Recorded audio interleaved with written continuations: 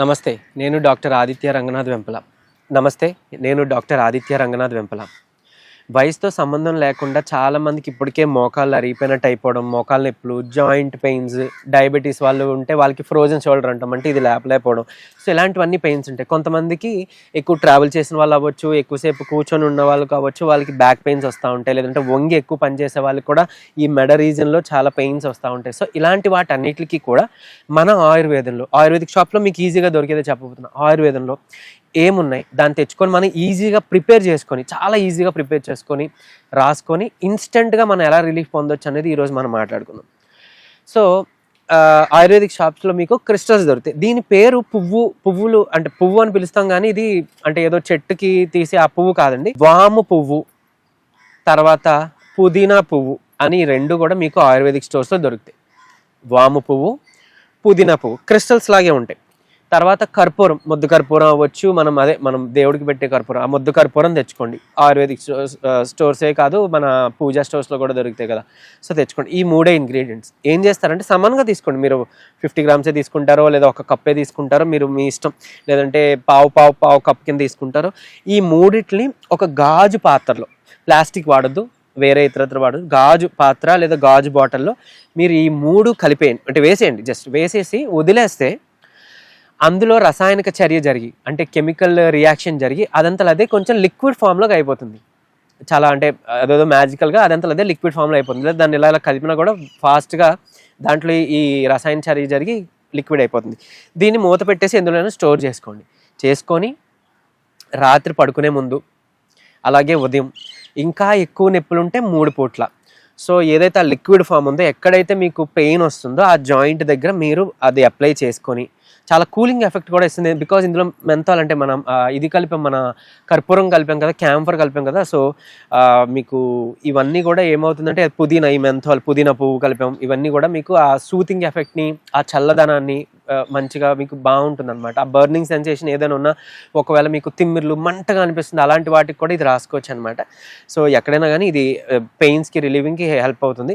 So రాసి ఖచ్చితంగా massage అనేది ఉండాలి. మీకు ఎక్కడైనా కానీ పెయిన్ ఉన్న చోట రాసి కొంచెం అలా సర్క్యులర్ మోషన్లో లెఫ్ట్ అండ్ రైట్, పైకి కిందకి, ఏదైనా ఏ జాయింట్ అయినా కానీ కంపల్సరీ అట్లీస్ట్ 3 minutes లేదా 9 times అయినా మీరు మసాజ్ చేసుకొని తీరండి.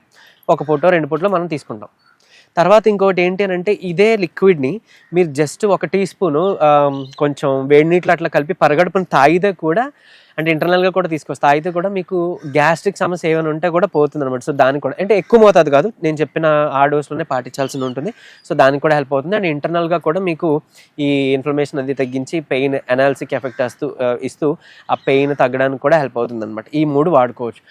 ఈ 3 సరే అండి దొరకట్లేదు అని అనుకుంటే గనక, కనీసం మీరు మంచి నువ్వుల నూనె కానీ, ఆవాల నూనె కానీ, నువ్వుల నూనె అయితే ఉత్తమం, తెచ్చుకొని 1 కప్పు నూనెకి ఒక 3-4 కర్పూరం బిళ్ళలు మీరు వేసేసి మరిగించండి. కొంచెం గోరువెచ్చగా చేసి దాన్ని ఎక్కడైతే జాయింట్ పెయిన్స్ వస్తున్నాయో, లేదా ఏ ప్రదేశంలో అయితే పెయిన్గా ఉందో, మీకు అవ్వచ్చు స్పైన్ అవ్వచ్చు, లేదంటే జాయింట్స్ అయినా అవ్వచ్చు, అక్కడ మీరు రాసుకొని దాన్ని కూడా మసాజ్ చేసుకుంటే కూడా మీకు అద్భుతంగా పెయిన్ రిలీవ్ అనేది అవుతుంది.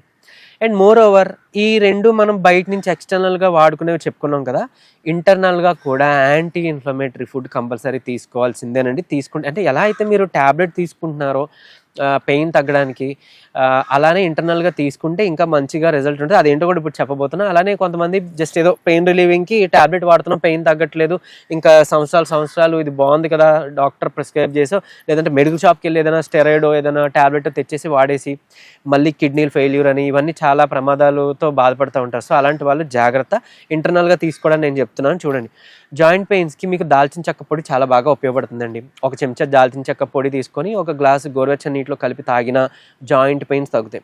అలానే దానికి మరి కాస్త కొంచెం మెంతి పొడి యాడ్ చేసుకోవచ్చు. అది కూడా మీకు పెయిన్ రిలీవింగ్కి చాలా బాగా హెల్ప్ అవుతుంది. జస్ట్ ఒక 1/2 టీ స్పూనో 1 టీ స్పూనో కలుపుకోండి. మీ షుగర్ లెవెల్స్ కంట్రోల్ అవ్వడానికి, కొలెస్ట్రాల్ కంట్రోల్ అవ్వడంతో పాటు జాయింట్ పెయిన్స్ రిలీవింగ్ కూడా చాలా బాగా హెల్ప్ అవుతుంది. ఇదొకటి.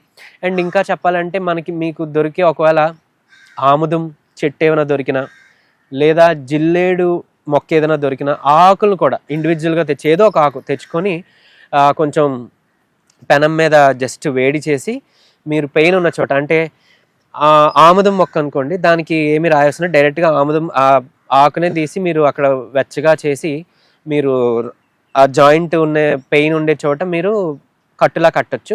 లేదు ఒకవేళ జిల్లేడు మొక్క వాడుతున్నాం అంటే కనుక ఆ జిల్లేడు ఆకుని కొంచెం పెనం మీద వెచ్చ చేసి దానికి ఆముదం రాయొచ్చు. లేదు అని అంటే ఆ పెయిన్ ఉన్న చోటైనా అట్లీస్ట్ ఆముదం రాసి దానిపైన ఇది కట్టుగా కింద కట్టేస్తే కనుక మీకు పెయిన్ రిలీవింగ్కి చాలా బాగా హెల్ప్ అవుతుంది. వితిన్ 20 to 30 minutesలోనే మీకు పెయిన్ రిలీఫ్ పూర్తిగా పెయిన్ రిలీఫ్ అవుతుంది.